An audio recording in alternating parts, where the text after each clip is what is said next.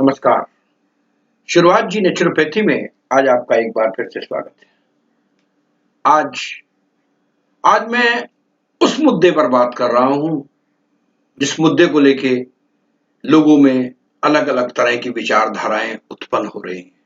जी हां, मोदी सरकार के नोटबंदी के फैसलों को लेके मैं आपसे पूछता हूं कि विपक्ष को प्रॉब्लम क्या है?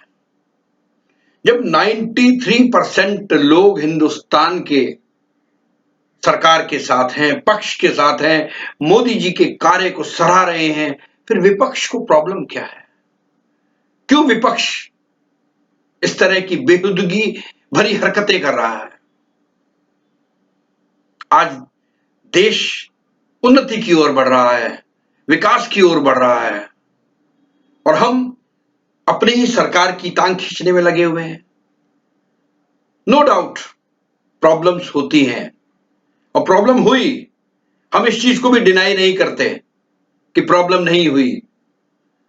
लेकिन क्या आप अपने देश के लिए, जब सीमा पर एक सिपाही अपने देश के लिए बलिदान दे सकता है, तो क्या आप अपने देश के लिए 2 घंटे लाइन में नहीं लग सकते? और आपका पैसा तो आपका पैसा है, आपने जो बैंक में जमा कराया है वो निकलेगा ना, वो निकल रहा है धीरे धीरे करके, उसमें कोई दिक्कत नहीं है। इतनी सुविधाएं दी हैं आपको। और रही एटीएम की बात, एटीएम की सबसे बड़ी प्रॉब्लम यह है कि एटीएम के जो खांचे हैं जिसके अंदर नोट रखे जाते हैं वो बड़े हैं, क्योंकि 1000 का नोट बड़ा था, 500 का नोट बड़ा था। उन खांचों को ठीक करने में वक्त लगता है। अगर हमारे पास पूरे हिंदुस्तान में 2-2.5 लाख के करीब एटीएम मशीनें हैं, तो वो एक रात में तो ठीक नहीं हो जाएंगी। और अगर उनको पहले से ठीक कराने के लिए किया जाता तो ये सारा काम, ये सराहनीय वर्क जो मोदी जी ने किया है वो लीक हो जाता, लोगों को पता लग जाता और लोग उस काले धन को अपने अपने तरीके से, अलग अलग तरीके से वाइट करने की कोशिश करते हैं। मोदी जी का काम बहुत सराहनीय है। उन्होंने काले धन पर अंकुश लगाने की कोशिश की है।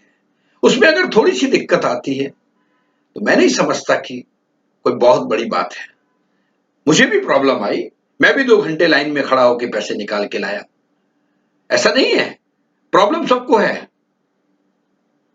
और ये तो आप मान के चलें कि हम अगर अपने देश के लिए, आज देखिए ना आप, आज सीमा के ऊपर सर्जिकल स्ट्राइक के बाद से पाकिस्तान बौखलाया पड़ा है, वो पागल हुआ पड़ा है।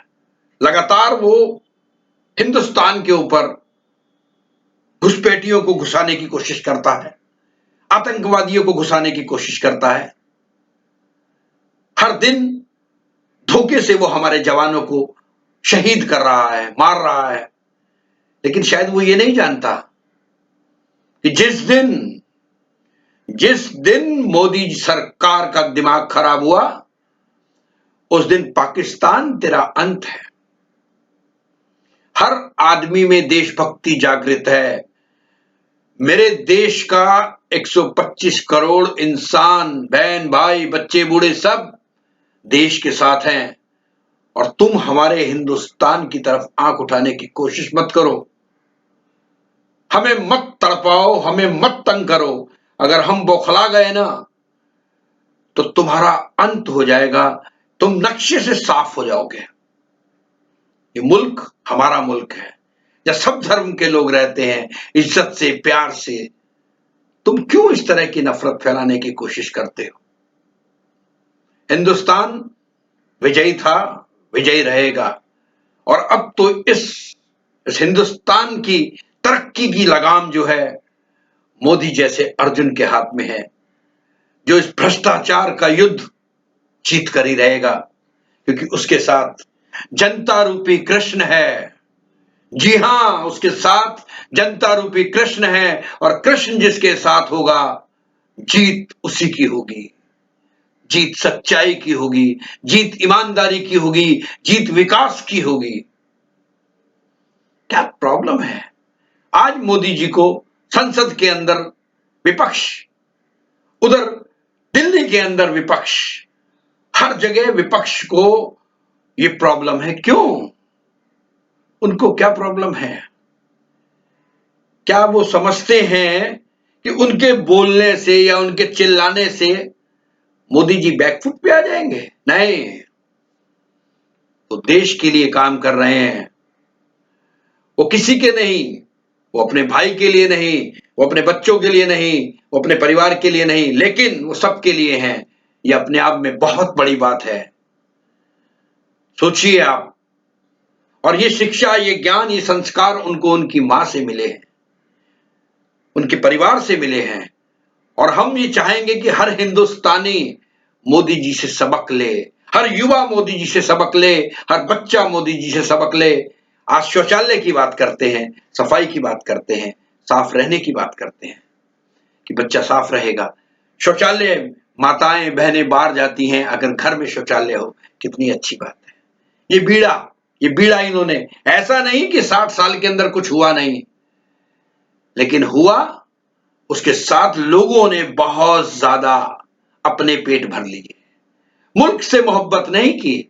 अगर मुल्क से मोहब्बत की होती तो आज मुल्क कहीं का कहीं होता। आज मुल्क से मोहब्बत करने वाला है एक हमारे देश का प्रधानमंत्री Shri Narendra Modi ji. The great personality.